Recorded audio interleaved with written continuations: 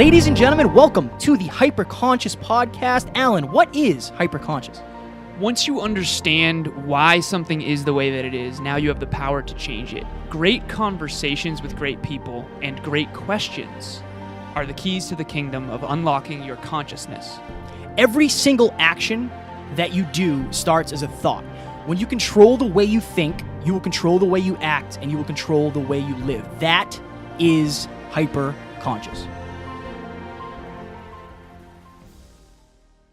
Ladies and gentlemen, welcome back to another very special, as always, episode of the Hyperconscious Podcast. Today, Alan and I were lucky enough to sit down and chat with Evan Carmichael. He is a super successful entrepreneur, he is an author, and he's a world-class speaker. He also has the most successful YouTube channel for entrepreneurs with over 1.7 million subscribers.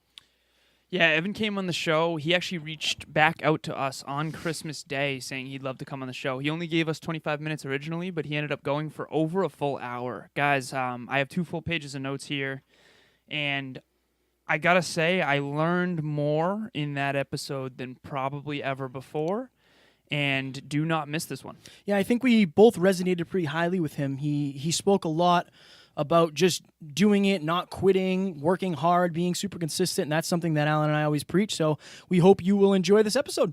Talk to you soon. Bye! No. Geographically. This is cool. So I would say make sure that pretty face is showing. Yes, true. They're going to want to see that thing. They're going to want to see that thing, Alan. That face. You good? Ready?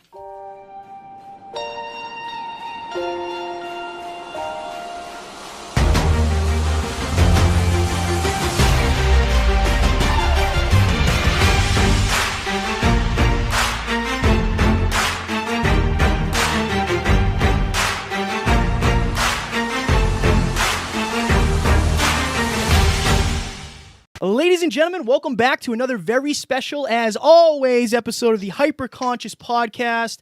We have a very special guest who is driving across the country right now. Evan Carmichael is an entrepreneur, an author, a world-class speaker, and he also has the biggest YouTube channel for entrepreneurs. He has over 1.7 million subscribers, and his goal in life is to help 1 billion entrepreneurs. Evan, you're helping 2 entrepreneurs today, and we appreciate you coming on with us today. Appreciate that, guys. Thank you for the love. It's great to be here. So we'll get right into it. I know we're on a time crunch here. So Alan and I always talk with the guests about seeing the polished product. And anybody who sees you probably assumes that you have it all figured out.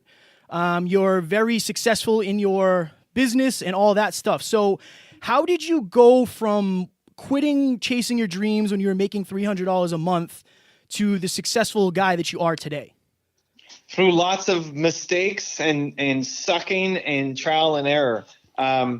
What I'm trying to do, if you follow me on Instagram at all, is like I'm showing the behind the scenes of the tour of what I'm doing. I'm on this 90-day, 23-city tour right now, and behind the scenes, and just showing that I'm making mistakes and I'm checking into an Airbnb and I'm just a human like everybody else. I love the idea of scratching off some of the polish and showing what's happening behind the scenes, because when you realize that everybody's just a human too, and they all have their own fears and insecurities, then it gives you permission to go off and do it too. So I'm trying to remove the polish as much as possible in my content so that I'm not coming across as perfect.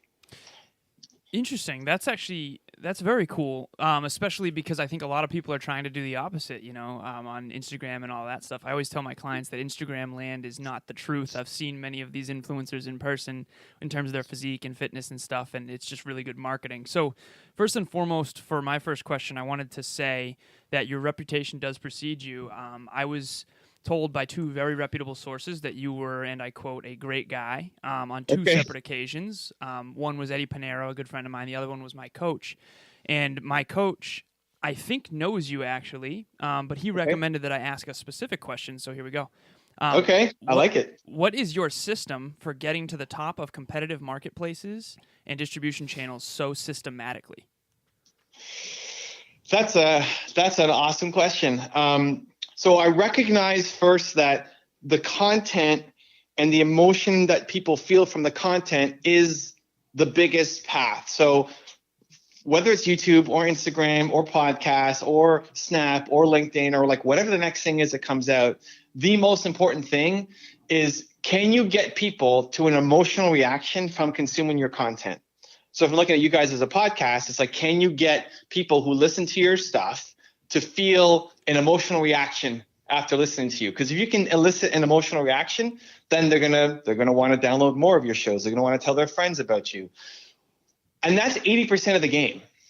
The other 20% is understanding the nuances of each platform. So Instagram is different than YouTube. It's different than LinkedIn, and how you win on hashtags and thumbnails and all that stuff. That's where people like to play. They want to know the hacks. They want to know what hashtag they're going to use to win. But they're missing the biggest picture, which is that 80% of the content has to have emotional value to people. And so that's what I understand. I get the 80% down, and then I play in it. I test it. I taste it. I'm doing, when I got back on Instagram, it was me. I was doing everything to taste it, to understand how things can work, and play around with it to understand how I can then manipulate that final 20%. And then it's just being consistent. I am not that talented. I'm just very consistent. And by tons of repetition, tons of failure, I figure things out. So YouTube, 5 years ago, I had 7,000 subscribers. Now we're at 1.7 million because I did 3 videos a day for 5 years. Instagram, last year, I started the year at 6,000 followers. Started taking it seriously 4, 5, 6 months in, and we're going to cross 100,000 followers this month. And last month is like 20,000 plus. Like it's growing, but it's the same thing over and over and over again. But Instagram, I post 6 times a day, 3 videos, 3 posts, 3 to 20 stories a day, Instagram live every day. And so when you can combine that of having content that moves people emotionally, plus understanding the hacks because you're living it, and then being consistent every single day, you become unstoppable on any platform you go after. Evan, I'm really glad that you were talking about emotions and touching emotions. Alan and I really pride ourselves on being vulnerable, and touching on that, I watched a video recently of you where you looked into the camera and said, I have been playing small by my own standards. And I think Alan and I have very high standards, and I think at times it's hard to, number one, look back at how far you've come while having ridiculously high standards, but also looking into the future and realizing, shit, I got a long way to go. How do you balance that out when you have such big aspirations?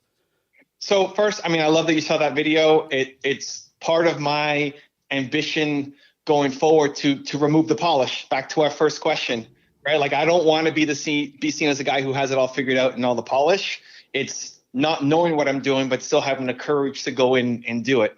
How I deal with your question of feeling like, you know, I have so far to go, but I'm also great.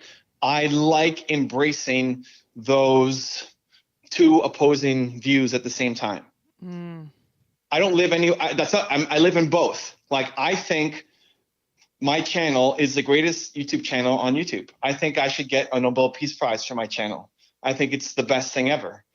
And I feel like I suck and I have so much more to do. that I need to get better at my team, my strategies, the content, everything. Like, I'm just barely beginning. I think CNN or Entrepreneur Magazine or like some giant corporation should come in and crush me. And I have a limited window to get at their scale, because when they come in to YouTube, I'm going to be vulnerable. And so it's living in both. And I think, so then it's okay, which one do you use? When do you leverage each? When you are feeling like garbage, when you feel like you suck, then I go positive and I'll say, man, but I'm great. Like, look at all these people that I've helped and look at how much growth I've had. I'm amazing.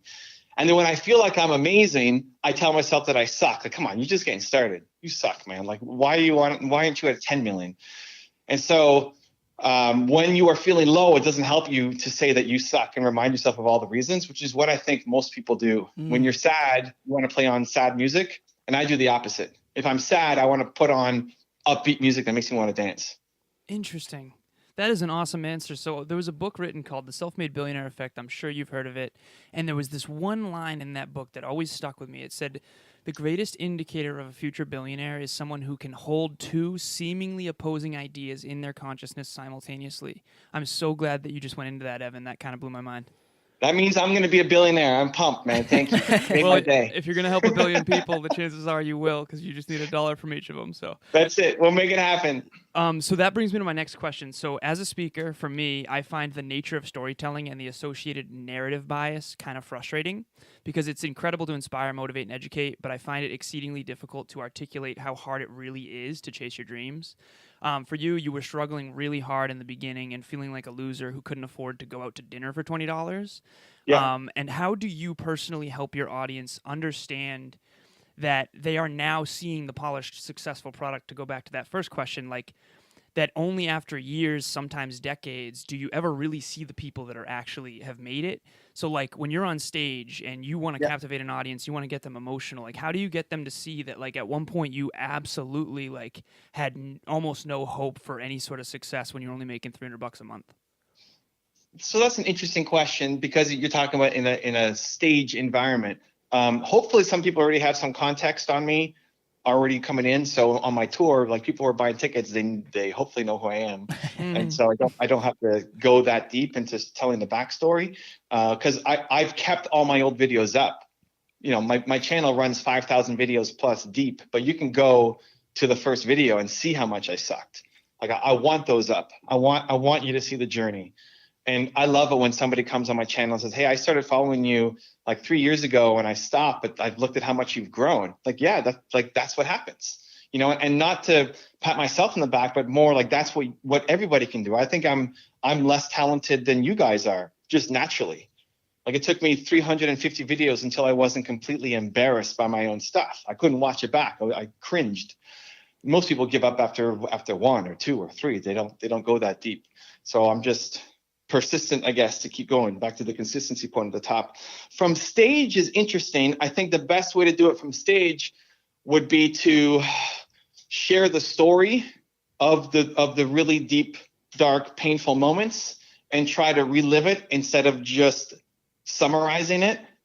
And then I think what I love doing from stage is actually getting people to do stuff. So you're not here just to listen to me talk. You're here to do something. So as an example, one of the things that I'll do is I'll have people record a message to themselves. So in my workshop, one of the things you do is you're gonna sit down in your chair and you're gonna record a message to yourself of what you learned about yourself in this room. And you have to do it while there's everybody next to you doing the same thing. And so if it was to yourself in the bathroom when nobody's watching, it's easy. But when there's people all around you, you're worried about that person next to me is gonna hear what I'm saying, and now you get fear of judgment of what they're gonna think. And I call it out, like your heart's probably beating, like whose heart's beating really quick right now because you're worried that the person next to you is going to hear you and judge you. Great, you have to do it. Like if you crush this, if you guys crushed your first podcast, then you should have started podcasting 3 years ago. Like if you're amazing at the start, you should have started way long ago. So I expect to suck at the start of everything. I want to suck. If I don't suck, then I actually do suck because I should have done it a long time ago. And so I try to share that message and then cheer them while they feel like they suck. I cheer them. It's like, yes, amazing.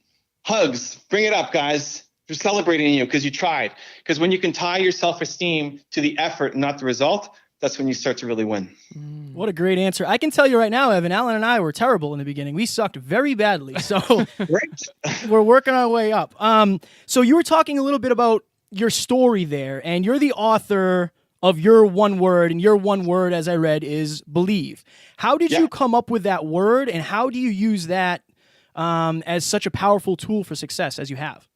So your one word is your most important core value as a human being. So you're a human, you have core values. I think you have one most important core value that when you figure out what it is, it helps you make all the important decisions in your business and your life. The way to find it is you can go, there's a bunch of techniques, but I'll give you a couple of quick ones. If you go through all of the positive moments in your life, all the people who've had a great impact on you, think about who your favorite teacher was growing up. Chances are that teacher, you don't like them because they taught you math. It's because they represented something. They made you feel something. Why do you like Mrs. Jones, grade 8 math teacher, over everybody else? There's something about her that you really love. And chances are you'll see that same quality in whatever your favorite book was. You'll see that same quality in whatever your favorite music is, or your favorite movie is, or what you loved about your parents. Like, you'll see a similar quality amongst all the great things in your life. There's a theme that connects all those things together. And so what I want people to do through that concept is figure out what your theme is and now build a life with intention around that theme, instead of having random things happen to you and maybe you find that person. So believe is mine, and I want to spread hope and positivity and optimism in the world. And so how do I make decisions? Everything runs through the filter of belief. So I look at my YouTube channel. I have a popular series called Top 10 Rules for Success. If I did the top 10 stupidest things XYZ person has done, my channel would actually grow faster, because people would much prefer negativity over positivity. People would rather escape their crappy life than actually try to build a better one for themselves. But I choose not to, because that's not who I am. Every piece of content, no matter who we profile, has to be believe. And then that is actually what is the glue for my community. People come because they want more believe in their life. And so when you figure out what you stand for, all the decisions in your life become easier. And when other people come with their agendas for your time, it's easier to say no. You're not swayed. You don't have to live somebody else's version of your life, because you now have the rock that you're standing on. You have security and confidence in what you're doing. That's unbelievable. I always talk about the true north. We'll get to that a little bit. But this is a great segue into my next question. But first and foremost, I want to say, I have some content from when I first started, and the LinkedIn CEO, I forget his name, but he said, I'm sure you've heard this quote, the first draft is for the trash. And I've really struggled personally to keep my old content up, but I want, like you, to show the transparency of the journey and what consistency over time can really do. So I just want to say it's a huge testament to who you are and to believing in yourself and believing in what you're doing, that you left all that old work up, even though you consider it probably pretty terrible now.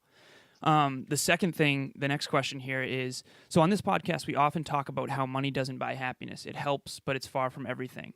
In your book, you say, and I quote, "If money is your only goal, then you'll never be rich. You have to want to have an impact and leave a legacy. Steve Jobs didn't make his billions and then want to have an impact. It's because he wanted to have an impact that he made his billions." So you say that the desire to have an impact is always the root cause, and I love that word, root cause, of all riches. Can you please explain to our listeners why that is from your own belief system? Because I feel like that's such a misunderstood concept. Yeah, I don't think many people grow up with a healthy sense of money.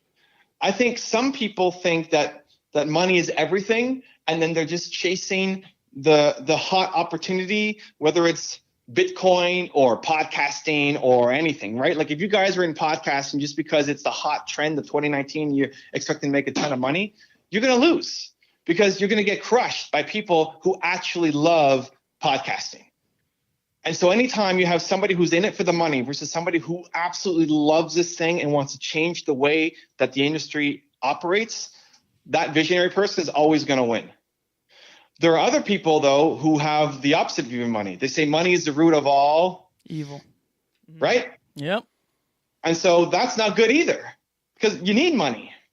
Even if you're a charity, you need money. It's just money is not number one, and it's not number a million on your list. It's high up there. It's in your top 5, right? It's 2, 3, 4, or 5. If it's below 5, you are holding yourself back. And if it's number 1, you're screwed. So I think people just need to readjust their view of money. It's good. It's important. It's a tool. It's not a value. Why I talked about it in the book was, this book is about your most important core value. Money is not a core value. It's a tool to allow you to do stuff. And that stuff is important. And any tool that you have in your tool belt is super important. But it's still just a tool. You have to be actually trying to build something, chase something, make the world better somehow. Those are the people who ultimately win. See, I love that you said that, because on the video where you said that you want to get to 10 million subscribers, I was going through the comments, and obviously you're going to get negative comments because you have so many people watching, but a lot of people are saying like, oh, that's greedy and that's this. I think they missed the point in your message where you said, I think my content is worthy of changing that many lives. I think they miss that, and they don't connect necessarily the impact that you're having with a financial success that you can get from that. So I think it's great that you're looking at it from that point of view. And that's part of this. That's why I have the series, to open a discussion. And hopefully, and I'm not the only one in the world talking about this stuff, but I have my way of saying it and other people have their way. And hopefully, if enough people say it, you hear the message and you start to do something. It's why a big reason the top 10 rules videos that I have, most of the videos are not actually that different. Like what Michael Jordan says is not that different than Oprah Winfrey or Warren Buffett. It's just the way they say it and the timing and the repeated exposure will mean something to different people. You know, Eric Thomas might yell at you to tell you to do something, or Jocko Willink might yell at you, and then you get all pumped up and motivated to do it. Or Oprah Winfrey might hug you and tell you the exact same thing, but she's going to hug you and be warm and caring about it. And so I'm just trying to throw out lots of different examples of the same messages around success, because there aren't that many. And hopefully one of them hits you. And if your audience, you know, if they're listening to me and I say something in a way that resonates, amazing. And if it just plants a seed that then maybe they come back to in 6 months, like, yeah, I heard that somewhere before, right? Or you're holding two opposing ideas at the same time. You know, maybe if enough people come on and say that, it finally sticks. Maybe the way the next guy says it was better than both of us, and then it finally sticks, right? So I love the idea of being able to bring in different people, different perspectives. And I think it's super important to whatever, like this is important to me. I want to remove the polish. I want to show the process. I want to share that I'm doing my Pittsburgh thing tomorrow. I'm afraid.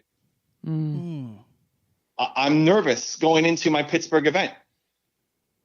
And I'm gonna be on Instagram and I'll say, guys, I'm nervous. So I'm going up. It's an hour to go. But I'm still gonna do it. It feels good, doesn't it, to be nervous? I think if you don't have anything in your calendar that makes you nervous, you hate your life. Interesting. Can you go a little deeper on that? Because that's an awesome. I think that's a heartstring for people right there. Sure. I think if all you do is wake up and you have absolute certainty over what your day is going to look like, and basically you're just photocopying your day over and over and over again, I think you hate your life. And if you're doing something different that you haven't done before, then that's going to cause anxiety. You're going to be a little nervous. It doesn't have to be some giant, like I'm going to go base jumping or something crazy, right? But doing something new, starting the podcast, calling up a guest, right? Like you guys should have been nervous a little bit before making this call. We were. Oh, for we sure, certainly right? were. One of the lights blew. So it's great. And double checking the gear and making sure it's all recording properly and no sound in the room and that's great. Like that means you're doing the right thing. I love that, because every time you go outside your comfort zone and there's new, you don't have the exposure therapy to have that be normal yet. So I heard a quote one time by Wayne Dyer. He said that you can either live 90 years or live the same year 90 times, which is kind of what you just articulated. That's it. That's exactly it. If you don't have anything that makes you nervous in your calendar, you hate your life. Well, we've got a lot of that, Yes, Evan, all the time. Yeah. There's also another extreme that we're trying to find the balance of. Oh, yeah. But anyway, so on this podcast, we're often talking about it's always our intention to pull back the curtain on what it really takes to succeed. Now, obviously, you've spent decades. You've already mentioned consistency and a lot of other principles that are kind of standing out. But we often talk about how you will only ever grow to the level of your ambition. Now, Kevin mentioned already that you want to help 1 billion entrepreneurs. I was curious as to, first and foremost for the listeners, if he didn't have the desire to serve 1 billion entrepreneurs, there's no chance that Evan would be who he is today. But my question for you is, when did that goal become a thing for you, and what catalyzed that? I am on a constant journey to stretch and grow and improve and get better. And one of the biggest fights that I have with my agent is he says, Evan, this is what happened with the 10 million series. This is a couple years of fighting. Evan, you need to be famous. I don't want to be famous, Steve. You need to be famous. You need to blow up. You personally, Steve, it's not about me. It's about entrepreneurs. It's about spreading the mission. He's like, your problem is you don't have a natural desire to actually be famous. You won't do what you need to do to get attention like so many of these other people because they love attention. I don't need attention. I'm perfect. I'm an introvert. I don't need attention on me. I don't want to be famous. But the realization is the story matters. And the more famous or big that I get, it allows the mission to spread, which is what I care about. If you put it about what I'm doing, I have zero care. Like I don't care. I'm going to be on some cover. I don't care. It means zero. But as soon as you position it, the way to hack me, to get me to do something, is to talk about the impact that it's going to have. If going on the magazine cover reaches a whole bunch of people that I haven't reached before, and now they're moved, that pumps me up. So when Steve finally, my agent, finally put it in that terms of like, you getting famous equals more service, more impact, it's like, okay. And that's awkward for me because I don't like being the center of attention. It's not natural for me. I'm not the life of a party. So I need to work my way through that. So how does an introvert become famous? I don't know. We're gonna find out. We'll see. I'm gonna do my best, and hopefully we'll get there. Evan, I'm going to copy whatever you do because I resonate highly with that. I don't want to be the life of the party. I want to change the world, but it's not about me. So Alan and I both have questions that we ask every guest, and I want to make sure we get them in. We got another 8 minutes or so. We can go a little longer. I'm here at my place if you need. So I landed in Pittsburgh and we're in an Airbnb, so I can do a little bit longer if you want. Yeah, sure. What's your hard stop, just so I know? We could do, what is it, 4:53 right now. 4:53. Yeah, we can go to like 5:15. That'll work. Okay, cool. Oh, wow. So then I will save that question for after. Okay. Another, just to give context to the listeners, another thing from your book is you say everybody starts at the start. The difference is where you see yourself going. And I think everybody at the beginning has a vision of where they want to go, but as we all have, you tend to get humbled by life. So say somebody is listening to this right now and they're feeling lost or stuck. What advice would you give to them to find that vision again? I expect it. So if you're normal, you're human, this is great. A lot of times people expect not to be lost. That's the problem. I'm going to be lost at some point. I think you have moments of clarity in your life, and you need to jump through that window whenever you get that moment, because that window will close. Why do I push so hard on YouTube for the past 4 or 5 years? Because YouTube will not be around forever, at least not in this form. And I recognize that this is a perfect match of all the things that I love and my skill sets all together. It's a perfect match. So I need to push as hard as I possibly can to make it happen. But after that goes away, then I might get lost again. And so I think people play too much in the middle where you need to go to the extremes. And what I mean by that is when you know what you need to do, then focus, put your blinders on and go do it. Like if you guys want to build the world's biggest podcast and have a huge impact, and great, like that's all you're doing. Don't worry about other opportunities. Don't worry when somebody says, hey, you should be on Instagram and you should be on this and that. No, man, we're building the world's greatest podcast. And maybe you revisit that strategy once a quarter, but people get distracted too much and then they're not focused on the thing that they're doing. And then when you're lost and you have no idea what you want to do, then you need to just go out and explore. You can't focus on something because you don't know what that thing is. You got to go find it. And you won't figure it out sitting on the couch or researching. This is a matter of the heart that you're trying to solve with the head. You can't do that. You can't think your way through your passion. You have to go feel it. So you have to say yes. And you got to, as long as it's within your moral, ethical boundaries and guidelines. Of course. That's a caveat. But say yes, try it. Right? You don't know what sushi tastes like until you try sushi. You can't think your way through what sushi tastes like. Right? Love sushi. So you try it. Me too. But actually, on the first side, what, you're going to eat raw fish? That's nasty. I'm not eating that. Yeah, true. Right? And that's what we do. We think our way out of opportunities for ourselves. And so just lose the judgment and just try it once. And then the only acid test is going to be, do I want to come back and do this thing again? Do I want to do it again? Not, is this going to be the thing that I'm going to do for the rest of my life? Because that's too much pressure. It's, do I want to do it again? So I equate it to dating. When you go on a date, you go on a first date. The only thing that matters is, do you want to go on a second date? Not, am I going to marry this person? Because if you go in thinking, I'm going to marry this person, chances are you put too much. Sometimes it works, but chances are you're putting too much pressure on the whole situation. You have too high a list of different criteria and standards that actually aren't right for you. And you end up sabotaging the relationship. But it could have been great if you just went on a second date. So if you are lost, it's okay. Everybody gets lost. Whoever your mentors are, they've been lost. It's okay. It's human. It's normal. That's like the removing the polish of things, right? It's okay to be lost, but you don't just stay lost. Don't just sit and put sad music on and sit on the couch. You got to get out there and explore and try and experiment and taste, and then you'll find the thing.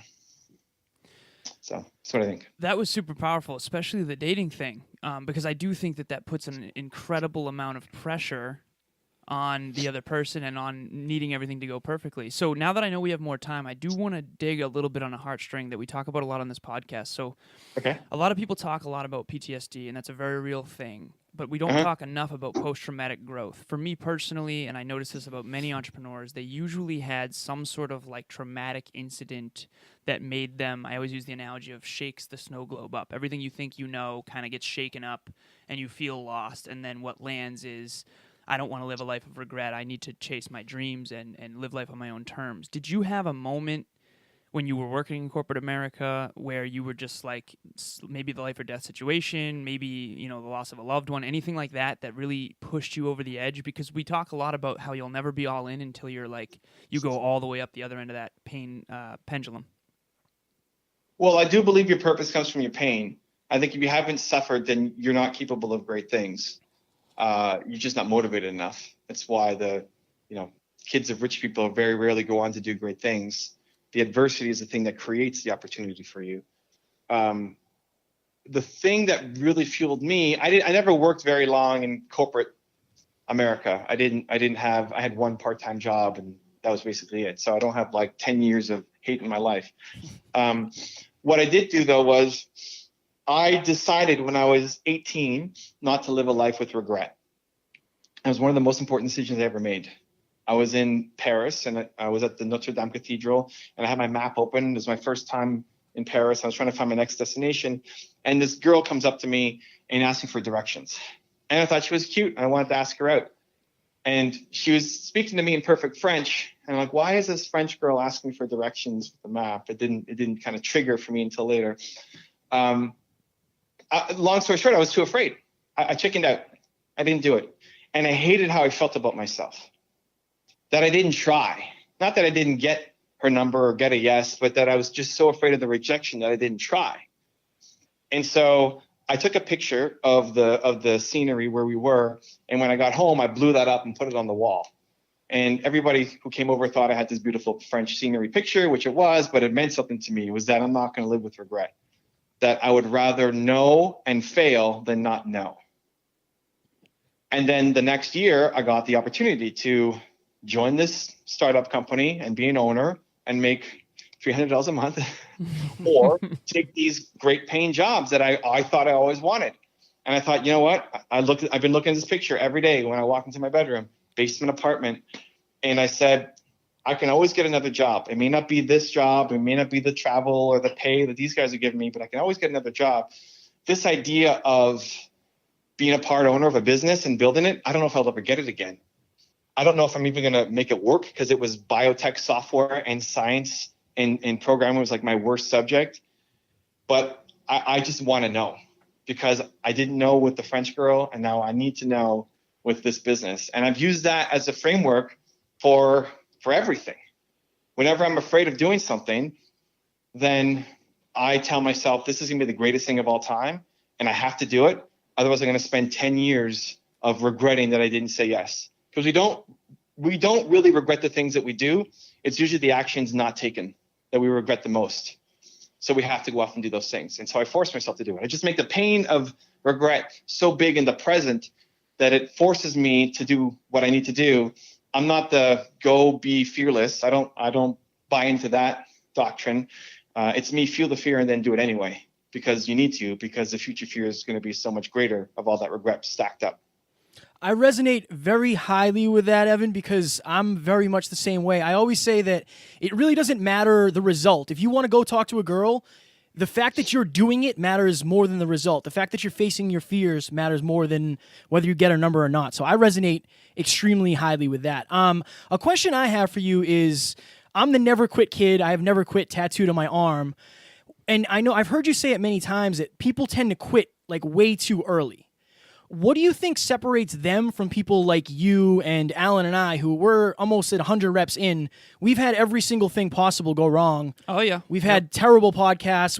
It's just been, we've experienced everything, but we're so into this that like it doesn't matter. The results don't even matter at this point. What do you think separates that from somebody who quits like two or three episodes in? Sure. So quitting is another weird one, just like the money one for me.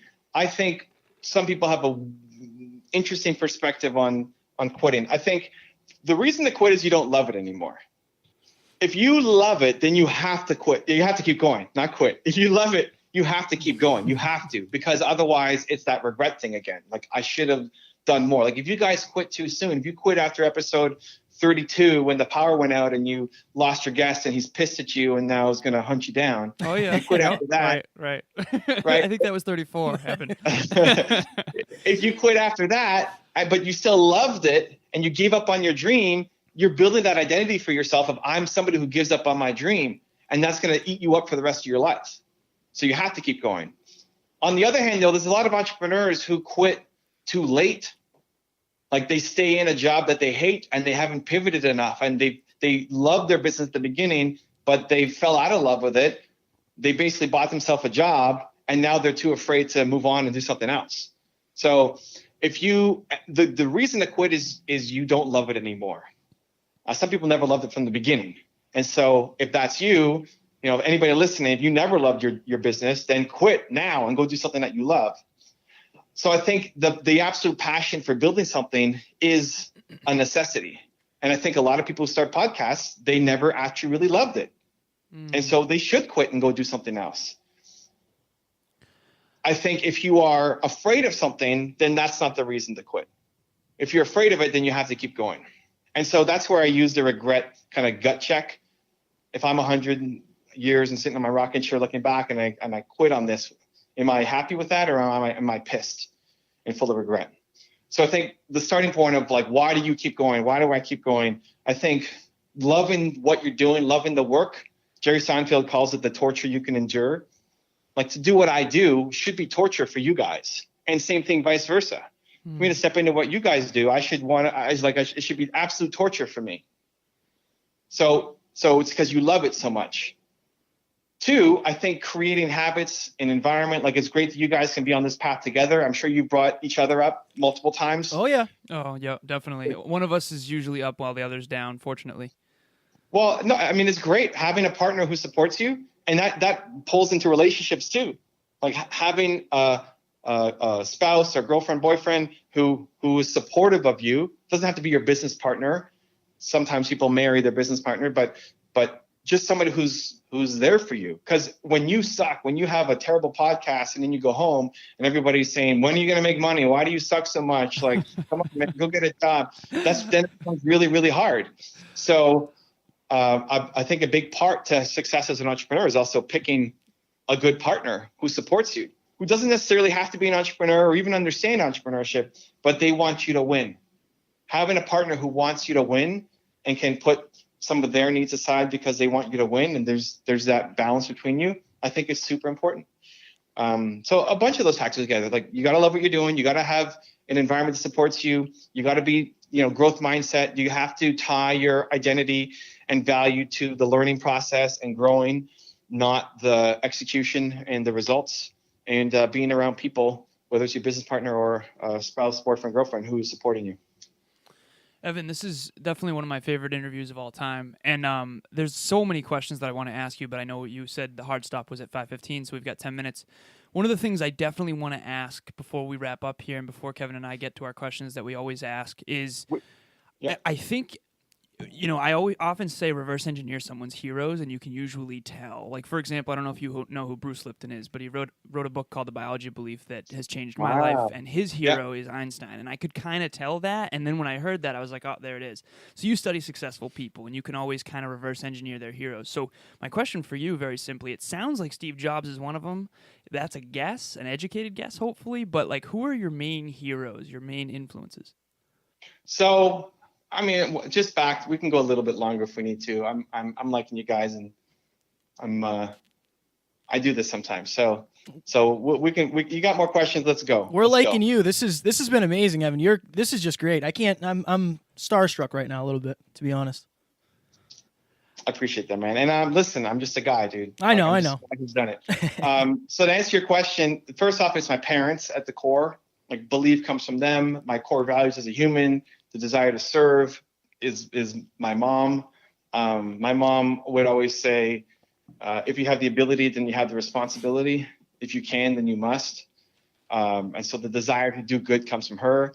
And my dad is one of the most humble people and nicest people you ever met. So I try to pull from both of those, even though they were not entrepreneurs and, didn't teach me anything about business, but just humanness I took from them. My favorite entrepreneur of all time is AP Giannini, who started the Bank of America. Nobody knows his story. Even Bank of America, I called their PR department because I wanted to do a story on him. And they're like, who's AP Giannini? Like, your founder. Come on, guys. Your founder. Come on. Anyway, why? There's a lot of reasons why. I mean, you wouldn't think of a banker as being very entrepreneurial, but there's a lot of reasons why. He's my favorite entrepreneur of all time. And we can go into that if you want. But apart from those, I've learned something from everybody. And I think what I love doing in particular is not judging the entire person, but just taking one thing from that person that will make me better. So I love Steve Jobs. He's great. I learned how to be a visionary like Steve Jobs. I don't want to be a father like Steve Jobs was. Yeah. And I can isolate them, where I think a lot of people can't. Like, you look at somebody and you see one thing that you don't like about them, and so you shut yourself off to learning, where that should be your path. Like, go learn from Steve Jobs. Just pull that thing, and you don't like those things? Great, forget about that. So you look at like Donald Trump and Barack Obama. One of those names is going to trigger people. You need to go learn from that person. To tell yourself that I hate this person, but I'm going to find one thing that I can learn from them, is actually how you unlock your learning. And it makes you more tolerant. And that's how I think we actually spread real discussion and dialogue. So I love learning from Trump, and I love learning from Obama, and I love learning from people who 99% of which what they say I absolutely disagree with, but there's that 1% that I can learn from and make me better. And that's what I'm trying to do with my channel, with all the people that I profile, because it's always good. Whoever we profile, it's always good. And if you can have the tolerance to say, hey, for 15 minutes, I'm just going to try to listen to this person and see if I'm going to be open-minded for 15 minutes. And after that, I can be closed-minded again if I want to. But I'm going to be open for 15 minutes and just see what happens. I think you'd be surprised at how much you could learn. And that's what I'm trying to do with my channel. I think you're doing an amazing job of it, because you are killing it. You have so much good value and so much good content on there. Another thing I wanted to ask you, Evan, I would consider you a very, very strong leader, and you speak highly of, good leaders and being a good leader.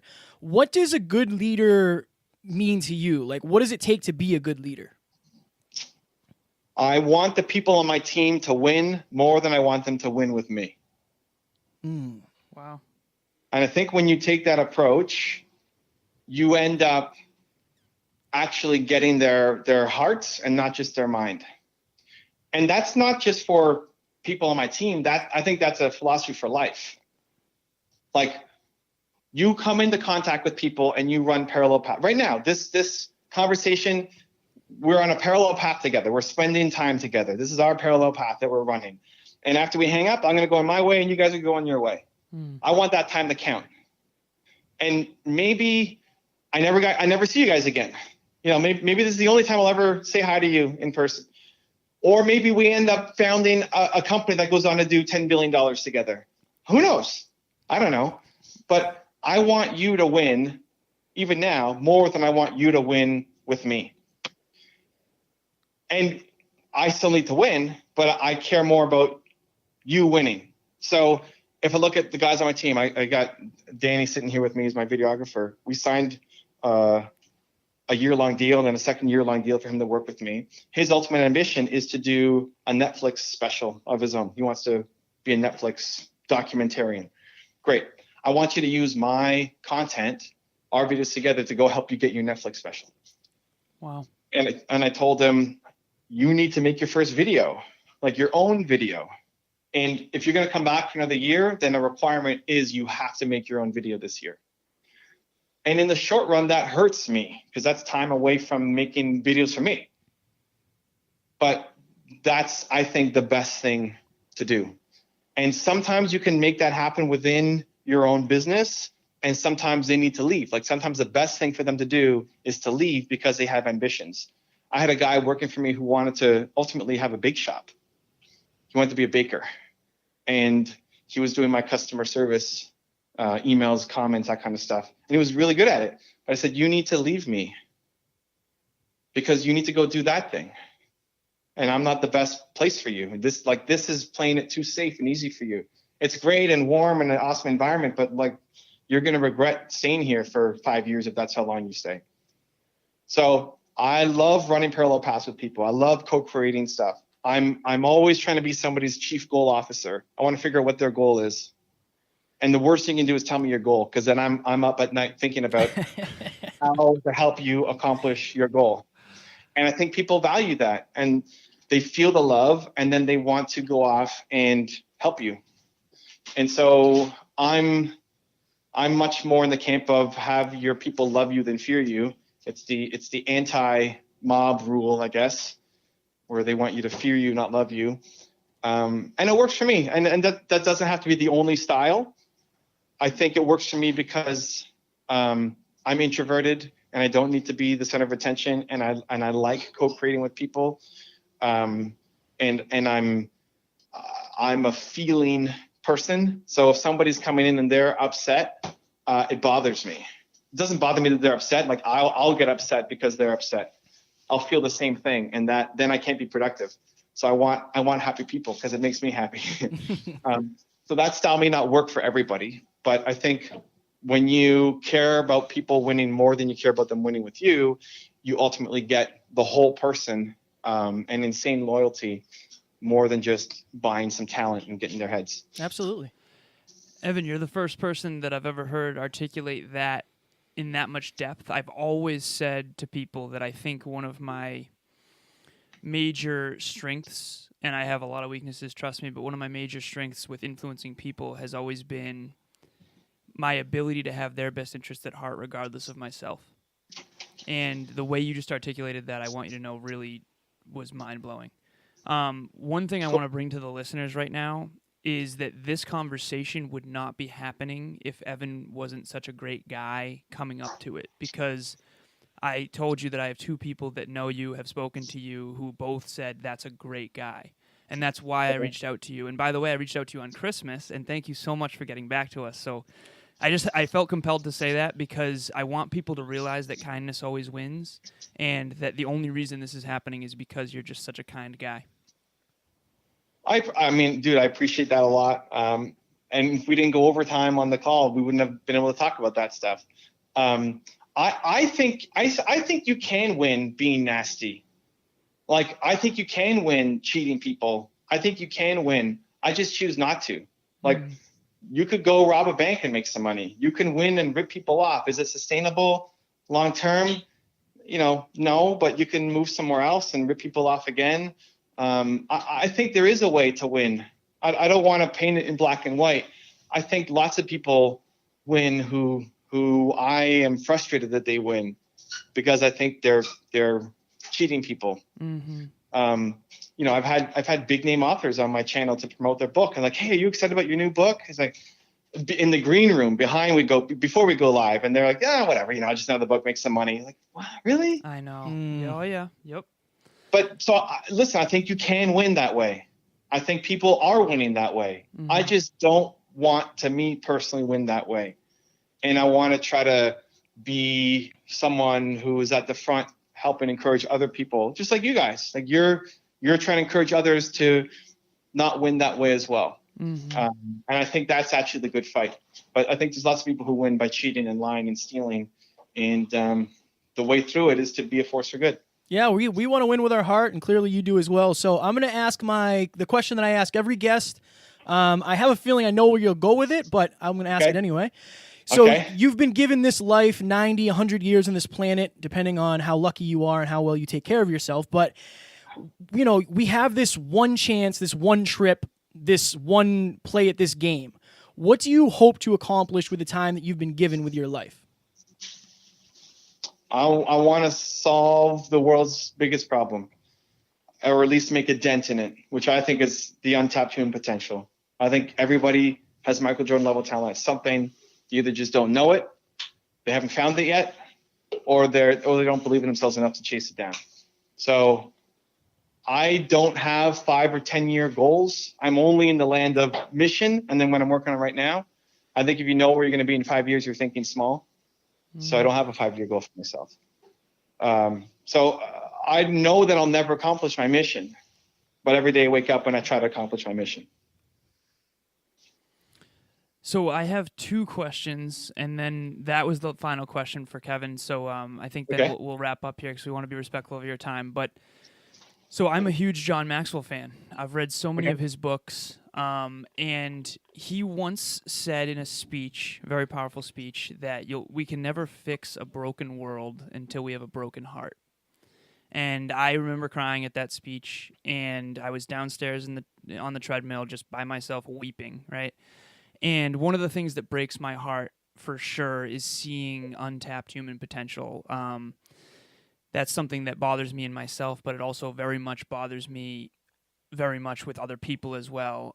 When I see people that have every opportunity to succeed and live a happy, healthy, productive life, and they aren't, right? So my question for you is very simple. You mentioned that pain, if you are in enough pain, that's going to be your ultimate power. So what is it that breaks your heart? So for me, when I decided that I was going to quit my business, was the worst day of my life.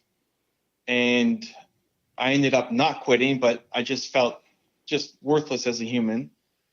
And I made the decision that when I help entrepreneurs, that's what it always reminds me of. I still remember being the guy who was making $300 a month. And when we closed the sale, we would go buy McDonald's and get a large fries and share between the 3 of us because we couldn't afford to buy a meal. I still live in that world.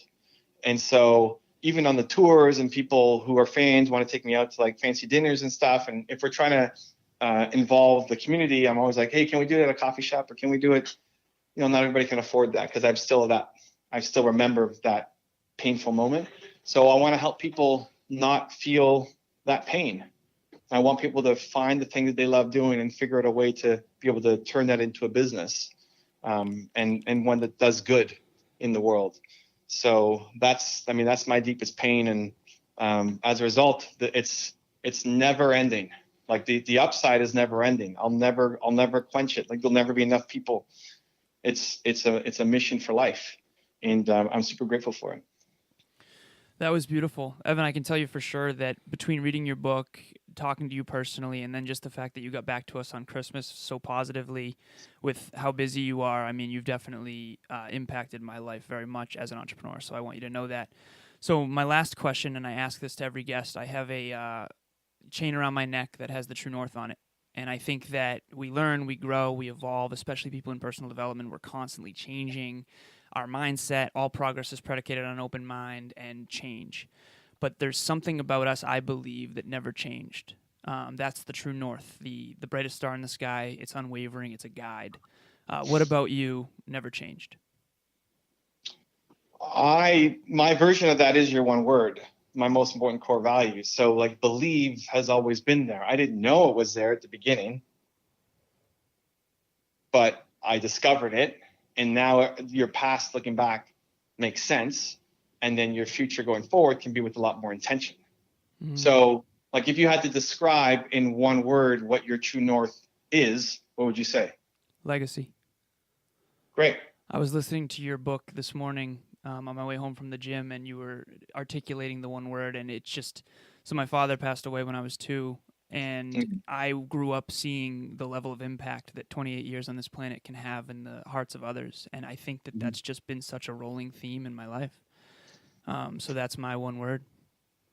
So we're saying the same thing, just using different fingers to point at it, right? Like when you say, I could say true north, and that's belief for me.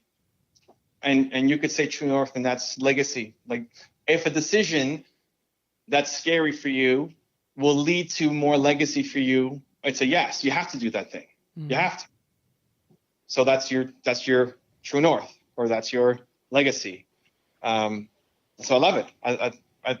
It's great. I think having that gives you the filter to make important decisions. When your head and your heart are aligned on a decision, then there's no debate. You're just going to go do it. But when your heart wants to do something and your head doesn't, that's when you need the help, because your head will talk you down from big ideas. Your brain only understands the world that currently exists. It's logical. It's practical. Something new is not practical. It's not logical. Your heart can create something brand new. We can imagine crazy worlds, but often when we come up with something new that we're passionate about, our head will talk us down. We'll start immediately coming up with all the reasons why it's not going to work and why it hasn't worked out before. Nobody else has done it before. And so that's where your true north or legacy or one word or whatever it is comes into play. And what's going to help me with legacy? This thing. Great. I have to go do it even though I'm scared. That's so powerful. The everyday courage that it takes. I remember. Go ahead. No, I wanted to ask you guys a question before we finish up. I'm for sure. What is there, just to mess with the format of your show? What's one thing that I can help you guys with? Like, what are you guys going through that I'm sure in pieces we've talked about already, but like, what's something you guys are wrestling with that I might be able to give perspective on? So we're a year and a half in. Alan and I literally just went down to Florida to live with a mentor for the month of December so we could film some online training programs. And we're now ready to monetize. We both quit 6-figure jobs to chase this dream.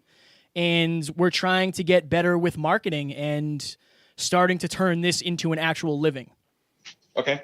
So I guess, we're trying to get into a studio. Everything's happening at once. Like the website's coming up, everything.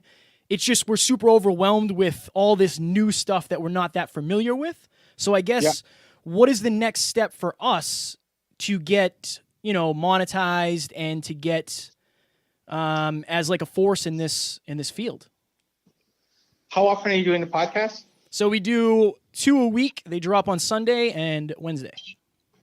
And what, are you getting traction and doing anything else besides this? So the website is going to be for like our diehard listeners. And then other than that, not really that much. So the website will have a members area called the Hyperconscious Nation. So it'll be, ideally we'd have converting listeners to Hyperconscious Nation members where they pay a monthly fee to be getting. So for example, after this episode, we're going to create a course on some different things that will be in the members area. So here's what I would say. I'm very hesitant about prematurely optimizing. Meaning you don't know what people want yet. Don't go out and build a product that people may not want. And so the best thing you can do, if I'm you guys, I'm making my podcast daily. Like if you quit your jobs to do this, you got nothing else going on. That's what I'm focusing all my time on, is how do I become the best podcast? Like you guys are really great. And I mean, I've spent more time with you than way most of the people that we do podcasts with, because I love your energy. I love your vibe. I love your questions. You've done your homework. It's amazing. I think if you could do that, up the power, I would make every podcast a personal coaching session for you. That's the way to get unique and contextual content for your audience, so that as you guys learn and grow, they learn and grow as well. And then I look at, how do I do this daily? How do I get my podcast up daily? How do I book guests? How do I get them going up daily? How do I have, even if one of the series is a conversation with you guys, like with each other, talking about something in the news or responding to comments that people have left, hot button topics that you guys want to dive deeper into. My goal for you would be to build up such a great community that then people ask you for help on stuff. Hey guys, I'd love your help for XYZ. Do you have a group? Can I pay for consulting? Can I do something? How do I get in touch with you? And the best way is actually to then do a service. You guys have a coaching program. Yeah. Yep. You got a coaching program, right? Anybody who asks, you have a coaching program? Yep. It'll be X amount per hour. Great. And you may not want to be long-term coaches. That's fine. But the coaching allows you to figure out what products to create. So why did I write your one word? Because so many people were commenting and getting in touch with me around this topic, around core values, around how to build a business around it. And so I made a book. So you go from building a giant community to then coaching to then products. And the products can be anything, but it's built around what the audience is asking for. The paid audience is asking for. What most people do, and I'm not saying you're going to do it, but what most people do is they create an audience. They're starting. They're getting an audience going, but they're just starting to pick up steam. Then they go and create a product, which takes a long time, right? To make a good product takes a ton of time. Oh, yeah. Yep. Right. And then they build the website and they build the landing page and they build the marketing and the remarketing and all the campaigns. And then it doesn't work, or it doesn't work like they expected. And then the natural assumption for most people is, well, it's our headline. Our headline sucks. We got to tweak the copy. We got to do our remarketing different. We got to switch our campaigns around. That was never the problem. The problems were, one, you probably picked the wrong product, and two, you don't have an audience big enough yet to support that product. And so what do? Go build a huge audience by creating fire content every day, respond to every comment, listen and pay attention to people, get back to people on Christmas Day when they DM you for interview requests. With a video, nonetheless. Yeah, with a video. Right? video DM responses, all of that stuff to listen and pay attention to what people want. And then people will write back and say, hey, can I hire you for I'm really struggling with this. I love your podcast, but I need personal attention on this. Do you charge? Yes, here's our program. And then as you start facing the same questions over and over and over again, so maybe the whole idea of holding two opposing thoughts at the same time is something that people keep asking you about. Then if paying people are asking you to help them with that thing, then that becomes your course. So you build your product off of what your paying customers are going through, and then you scale that way. Because a service-based consulting program doesn't scale. You can only scale with bringing on more team members to sell consulting, or you scale by increasing your price to do it. But if you want to go product, the best way to do it is around paying customers and what their pain points are. My goodness. Yeah. Thank you so for that, much. Evan. We appreciate you very much.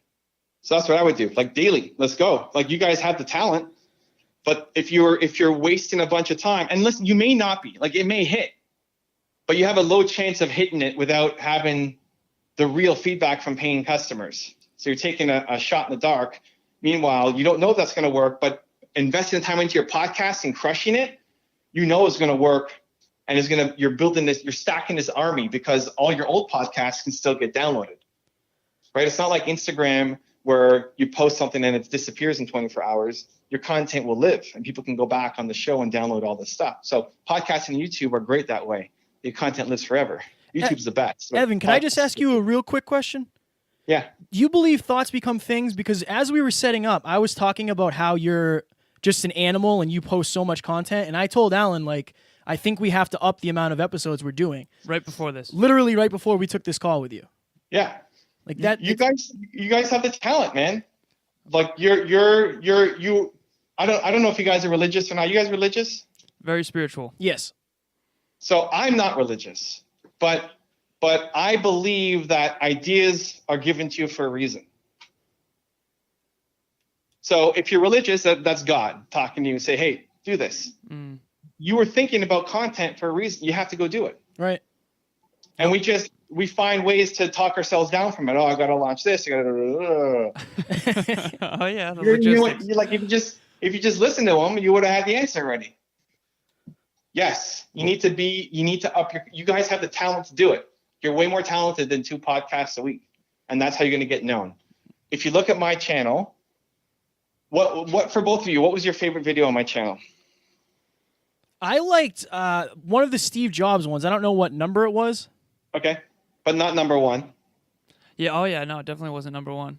Okay. And For me, I like the Tony Robbins stuff. He's one of my heroes. So Great. I asked that question to everybody because I like hearing how people found me. It's good context.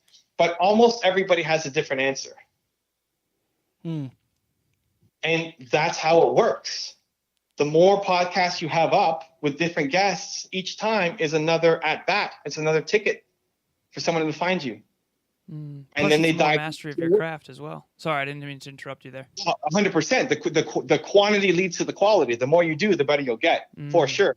But the more you have out there, the more chances you're giving yourself to win. Well, I love the challenge, Yeah, Evan. We're ready challenge to rock and accepted. roll. Yeah, challenge accepted. Cool, man. Evan, is there anything you want to plug before we let you go? I always like to give the guests a chance to plug what they're doing. Go check out Steve Jobs and Tony Robbins videos on my channel. You'll probably like them. Sounds good. Also, Evan, we're going to set an intention to at some point come to one of your events, man. I love the tour you're doing, and I love everything you stand for. Thank you so much for answering us on Christmas and for coming on the show, man. We appreciate you and thank you for extending the time for us and helping us with what we have going on. That truly means the world. I know you're trying to help a billion entrepreneurs. You just helped too very much, and we appreciate you so much for that, Evan. And what I'm trying to give you is a template for your future episodes. Yeah, this worked really well. But lead with that. Use it as a consulting session for yourself, and in doing that, you bring value to the audience. Right. Yeah, scratch your own itch, curiosity, and to try to get as much value from the other person as possible. People are cheering you on because they want to see you win, and they're pumped to see your growth, and that's great for everybody. But also, too, when somebody tells you something, what comes through your head? What's the belief system that comes through your head? And then bring that up. So the way you said, do you believe thoughts become things? Yeah. Is an interesting perspective that now people listening, they're thinking about that. Or you could have said, I don't know, I don't think it's possible, man. I don't think it's doable. And then we can go down that path because that's a natural progression for a lot of people too. So in the natural way that you think and the questions that will come up after you get an answer, you ask your question, what you're dealing with, you get an answer. What are you feeling? Does that resonate? Does that suck? And then where do you want to take that next? That's going to be gold content and unique. Wow. We're getting like a lot of the stuff that I've talked about, I've said with a lot of energy with you guys, but I've also said on other podcasts, but not that last thing. Yeah. Yeah. We because that was for you guys. That's a gift for you guys. Right. But you could materialize that in every episode if you just turn each one into a consulting session for you. Evan, we really appreciate that. We're getting coaching from the ultimate content creator. Right? So this is epic. Thank you. What is life? Cool, man. Evan, thank you for the love, guys. I got to pop, but I appreciate you, and I'm cheering you on. What episode number is this? This is 96. 96. I want to be number 250. All right. We're coming back for 250. Deal. Love it. Sounds good. That one will have to be in person. We'll travel to you. Let's make it happen. Thank you so much, Thanks, Evan. Guys. Thank you, Evan. Take care. Bye. Ladies and gentlemen, thank you so very much for listening to another episode of the Hyper Conscious Podcast. Going hyper-conscious will absolutely change your life because if you understand why something is the way it is, now you have the power to change it. If you going hyper-conscious with us has changed your life in any way, please share this episode with one of your friends because the more people that go hyper-conscious, the better this world's going to be for everybody. And if you would kindly leave us a 5-star review on iTunes, that would help us make more people hyper-conscious, and we would be greatly appreciative. Thank you. Bye.